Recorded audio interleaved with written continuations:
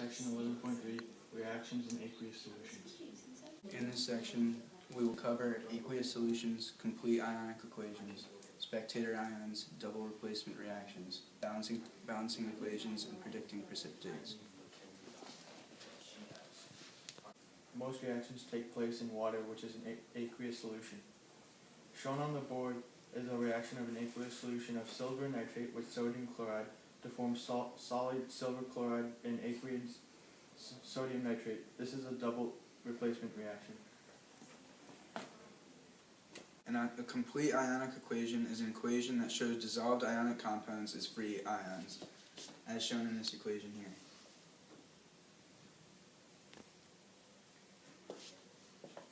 Notice the nitrate and the sodium are the same on both sides, so you can eliminate them because they don't appear in the reaction.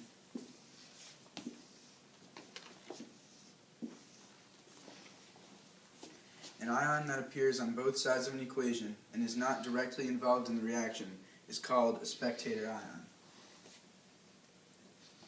Without the spectator ions, the equation is a net ionic equation and looks like this.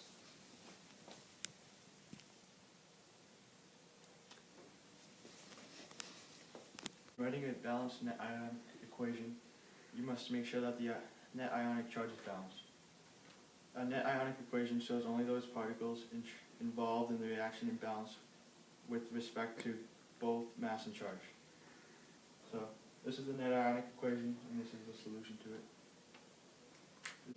By using the general rules for solubility for ionic compounds, you can predict the formation of a precipitate. Will a precipitate form in this equation? To find out if an exchange will occur, use the table we just showed. Sodium is an alkali metal, and carbonates are usually soluble. By knowing this, we know that barium carbonate will precipitate. In this, sodium and nitrate are spectator ions, so the net ionic equation for this reaction is shown here.